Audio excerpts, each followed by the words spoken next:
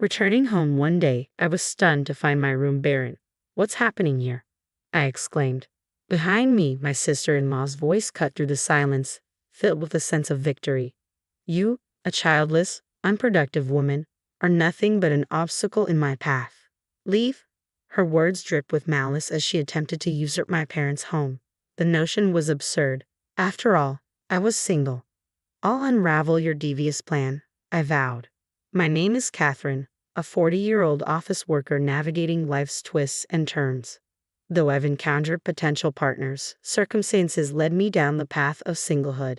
Despite occasional bouts of loneliness, I've made peace with it. Marriage isn't the be-all and end-all. Besides, there's the responsibility of caring for my parents. With my older brother living afar, I took it upon myself to support our aging mother after our father's passing. Now, it's just the two of us, relishing the tranquility of our days together. Despite my mother's sharp mind, a year ago she suffered a leg injury, leaving her disabled. Now reliant on a cane, car, or wheelchair for mobility, she struggles even within the confines of our home, requiring constant care. Fortunately, being single and able to reside with her, I've been able to meet her needs. Were I married and living elsewhere or far away, the situation would be far more challenging. So I suppose my single status has its advantages. Yet while I've found contentment in my life, there's one who's discontented: my sister-in-law. Much younger than me, she married my older brother, making her, despite her status, my junior. They live distantly but return for holidays like Christmas and summer vacations. Whenever my brother's family visits, my sister-in-law seems to reserve her harshest words for me. This past Christmas was no exception. As they arrived, she wasted no time in whispering in my ear, "Still living off your parents, Catherine." Shocked, I retorted, "I'm not mooching off anyone. Just because I'm single and living at home at 40 doesn't make me a parasite." She scoffed. "Oh, really? Well, I'm raising 3 children. Can you even comprehend the responsibility? What's your point? The state's population is declining, isn't it? Our family is doing its part to reverse that trend. Singles like you are the problem," she sneered. "Do you take pleasure in population decline? Is life even worth it if you're single forever?" Her words stung. They struck a chord deep within me. Despite being single for various reasons, there was once a man I hoped to marry, but there were complications with my health. I'm unable to have children. When he asked me to be in a relationship, he knew this from the start, and I was transparent about it. He reassured me, "I just want to be with you, even if we can't have kids. As long as we're together, I'll be happy." So I agreed to date him, but marriage brought unforeseen complexities. The challenges and conflicts we faced led me to remain single. My sister-in-law's hurtful words left me speechless, yet she had the audacity to exploit me financially. "We have 3 kids, remember? Your Christmas gifts should reflect that. We expect generosity. You should contribute to our kids' kindergarten enrollment celebration, at least $1,000. You're not strapped for cash, auntie, so don't act like it. Don't you want to give our kids a good education? I'll let you help raise them, so pitch in for their extracurricular activities." It's as if she believes using the kids as leverage will justify her demands for more money. I don't mind giving gifts for special occasions, but I fail to comprehend why I have to endure her disapproving sighs as she inspects the cash in the envelope right then and there. Then why am I expected to foot the bill for their extracurricular activities? When I mention it to my mom or brother, they react with disbelief, unable to fathom such audacity from my sister-in-law because they've never witnessed it. That's the thing. Behavior only surfaces when we're alone. She's quite cunning. During the recent New Year's holiday, she wasted no time opening the gifts I gave to my nephew and niece while my brother stepped out briefly to assist my mom. With a disdainful tone, she remarked, "Is this all? Your gift is quite meager. How destitute are you, you tightwad?"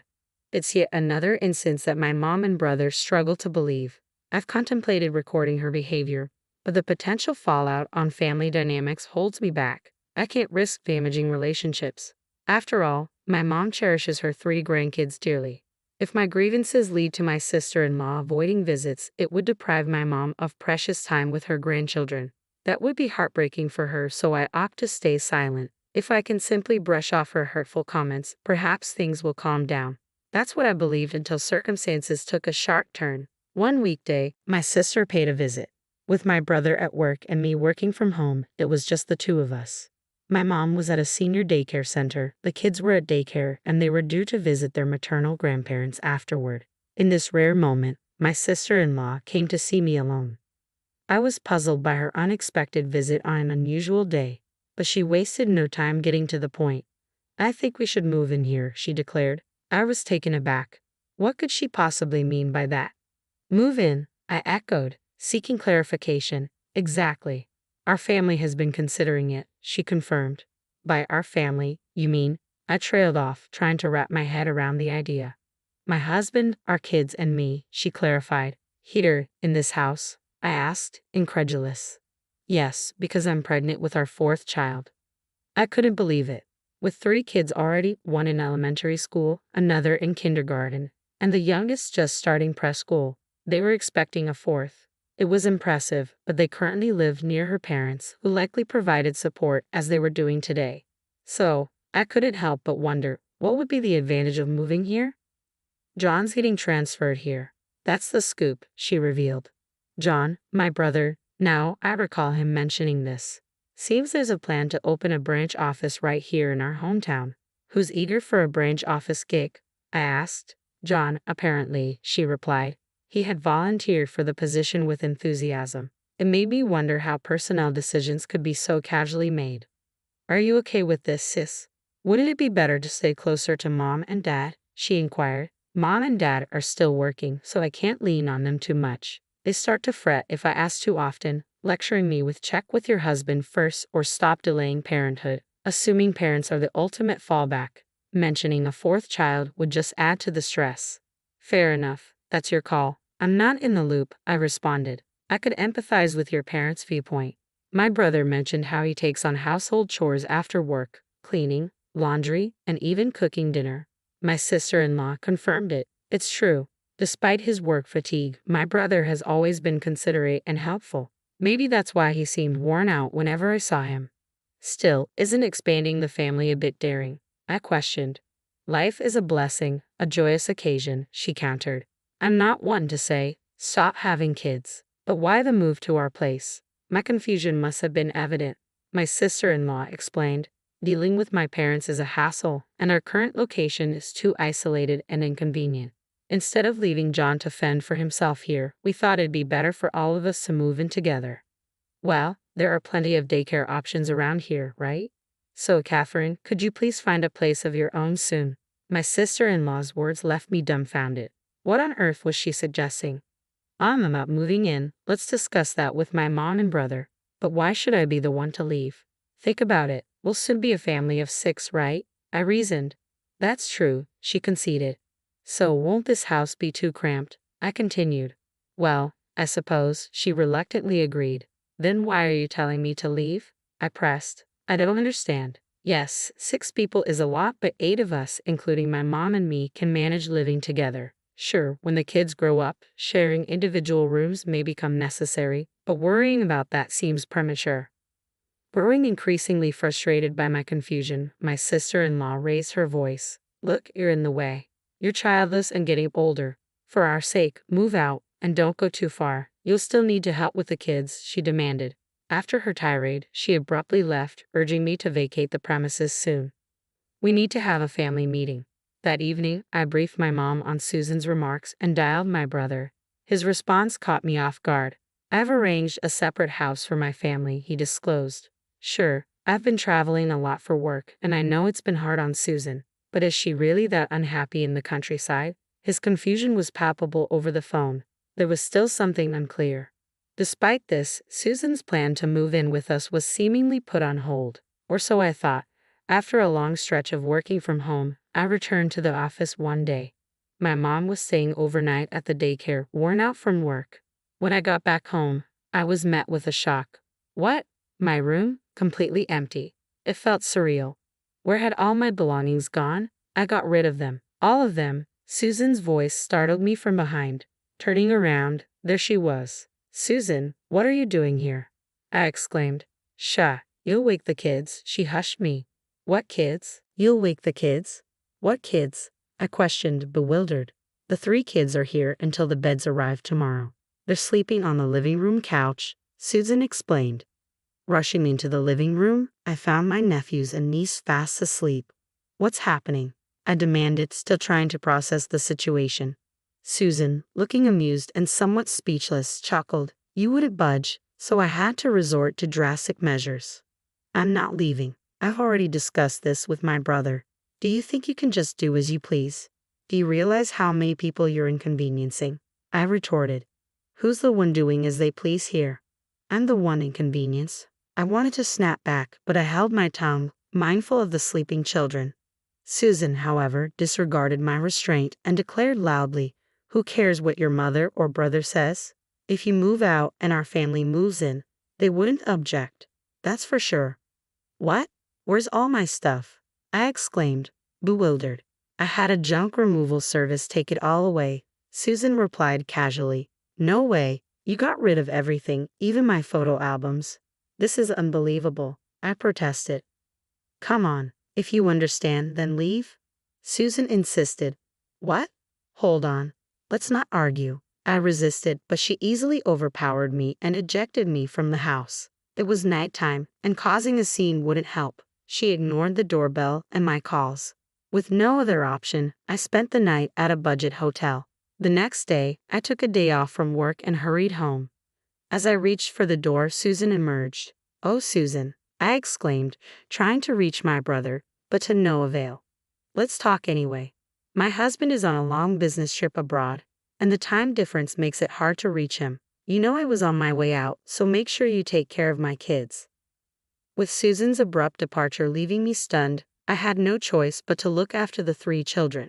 When my mom returned home that evening, I greeted her with a bitter expression. Mom, isn't this a bit too much? It's certainly excessive to disregard John's input and act so assertively. Leaving the kids behind and going out is unbelievable. If she needed to leave them with someone, her own parents would have been the logical choice. I concurred with my mother. And what are the actual advantages of living here? Plus, she went out all dressed up. There might be a clue in that, I added, pondering. In agreement with my mother's assessment, I promptly enlisted the services of a private investigator. A month later, I found myself in a hurried search for a 1-bedroom apartment as temporary accommodation. Susan had completely redesigned my room in my parents' house, rendering it unrecognizable. John was livid, admonishing her, You can't just do whatever you want. But she seemed to argue that moving in would be better than their current residence. She also made comments like, You're often away for work, right? I thought it'd be nice for the family to stay together, so I tagged along. Raising children is truly challenging. It's only natural to live close to family and seek their assistance, he reasoned. When he mentioned that my mother required care, Susan retorted, Catherine does, doesn't she? She's always at home. She must have plenty of free time. I'm not just sitting around. I'm actually working from home. I defended myself, but Susan remained resolute about not allowing me back into the house. You can't think you'll get away with this forever. We need to talk, I asserted, lacking support from my brother, prompting a family meeting. Why the sudden urgency? I'm pregnant. Let's make this quick, okay? Susan grumbled, though her belly showed no visible signs yet. Disregarding her complaint, the 4 of us, my brother, Mom, Susan, and I, gathered in the living room. By the way, we've left the kids at a weekend daycare. Susan, first off, please apologize for disposing of my belongings without my consent, I requested. But Susan scoffed at my words. It's your own fault for not leaving sooner. Without hesitation, she added, people like you, who can't even have kids, should just live in a rundown apartment.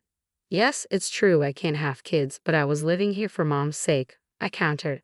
But your mother-in-law would enjoy living with her grandkids more than with you, Susan asserted, glancing at my mom.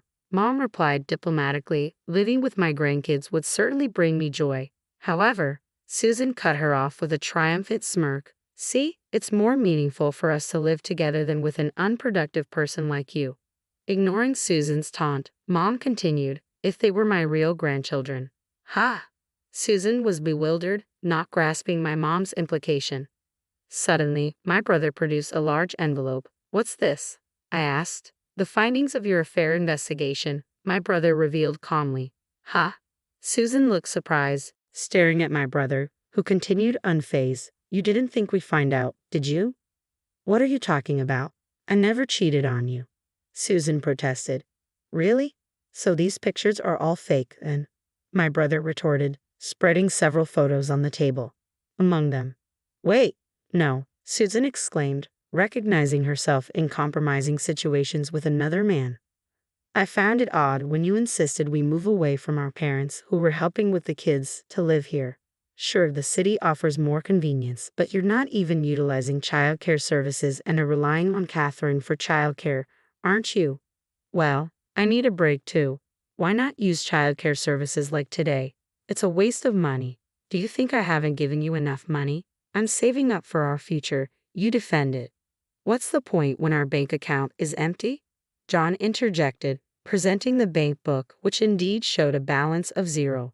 Hey, why are you brushing this off? It's our family's money. I have every right to check. So where's the savings for our future? Well, it's in a different account, you stammered. Oh, really? Let's see that bank book then. I don't have it with me. Where is it? John pressed further. Well, Susan hesitated, her lies becoming increasingly apparent. Despite the moderate temperature, sweat formed on her forehead. Maybe it's in the attic, she finally mumbled. John slammed his hand on the table. Enough. No more lies. Can you still justify yourself in light of this evidence? He demanded, pointing to a photo. Oh, I'm sorry. I made a mistake, Susan confessed, her composure slipping. You've been having an affair with this man since we got married, haven't you? John accused. The guy confessed to me, Susan protested. What? Why were you talking to him? He has a family too. He only confessed to me under the condition that I wouldn't tell his wife, John exclaimed. What? He betrayed me, Susan exclaimed in disbelief. The one who betrayed us is you. Susan seemed flustered under John's intense glare. Eventually, she regained her composure, the sweat dissipating. Well, I regret the affair. It won't happen again, I promise. But I think it's best not to divorce. It's not good for the kids to be without their mother, and besides, I'm carrying a new life. You wouldn't want to be separated from your own child, would you? Turning to me, Susan continued, you can't expect grandchildren from a childless daughter. And if I take the kids and leave after the divorce, you'll never see your grandkids again. Is that what you want, mother-in-law? She laughed triumphantly at our silence. See? Exactly. Useless old woman, just a nuisance. It's only natural for her to leave. Susan stumped around, visibly agitated. Then, unexpectedly, my mother spoke up calmly. Well, you who are completely unproductive to me should also leave with your child.